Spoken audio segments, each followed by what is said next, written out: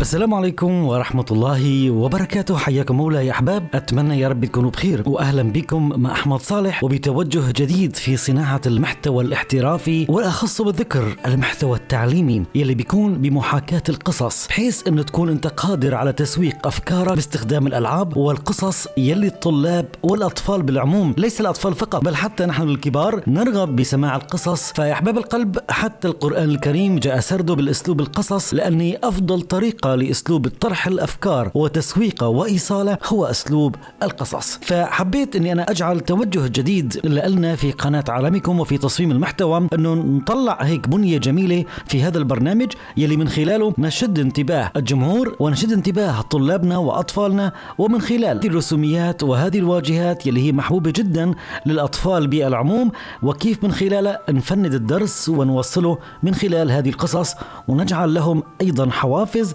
بمتابعة لقطات شيقة من استعراض ألعاب معينة أو فيديوهات ومسلسلات عن الخيال العلمي أو ما شابه ذلك. طبعا أنا صممت فقط عبارة عن نموذج لحتى أنا أقدم لكم إياه بهذا اللقاء، وأحتاج منكم التفاعل لحتى نبدأ بهذه السلسلة. طبعا هذه المقدمة اللي بتكون عبارة عن مواجهة الدرس اللي أنت رح تقدم فيه درسك للطلاب. على فكرة أيا يكن الدرس، كان رياضيات، كان لغة إنجليزية، أيا يكن المحتوى، أنت قادر من خلال أسلوب قصصي وجميل، وبالأخص لما يكون مقرون مع الألعاب، أنت بتوصل قيم رائعة لطلابك وبتحفزهم للاستلهام والاستفادة أكثر من أفكارك. طبعا في عندي مؤشر البحث بهذا المكان، لما أنا أقرب المشيرة بيطلع لي مربع حوار البحث، وهذا عبارة فقط عن محاكاة للمواقع.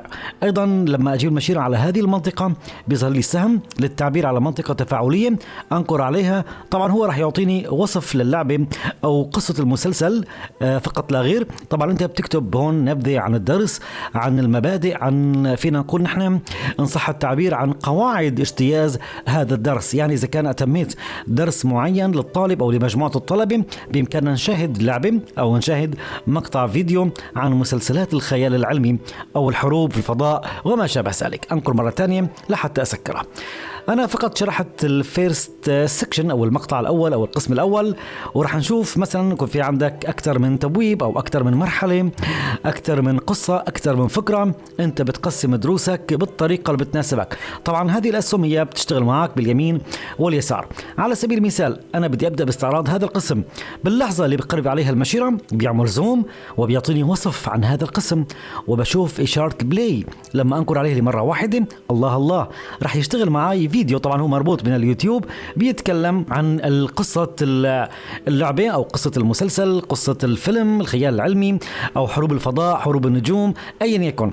وهذه تتركها أنت لموضوع الحوافز، بس بتقول للطلاب إذا كان أتمينا الدرس رح نبدأ بمشاهدة اللعبة ونشوف أشياء جميلة جدا. هذا السهم طبعا أنا حتى أدخل الآن وأشرح الفكرة وأعرض الفكرة للطلبة.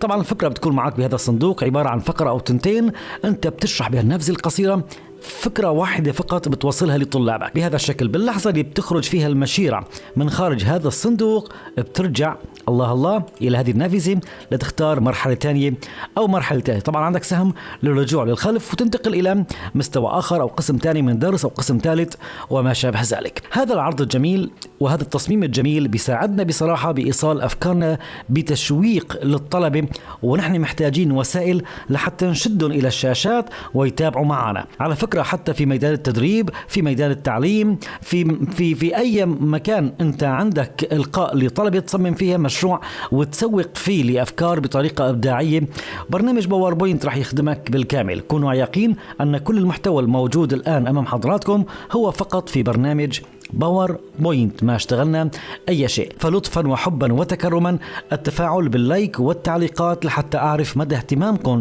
بهذا المحتوى، لحتى أبدأ بالسلسلة المتكاملة بصناعة المحتوى التفاعلي والاحترافي بمحاكاة القصص والألعاب في برنامج مايكروسوفت باوربوينت مع أحمد صالح، وألقاكم على خير، والسلام عليكم ورحمة الله وبركاته.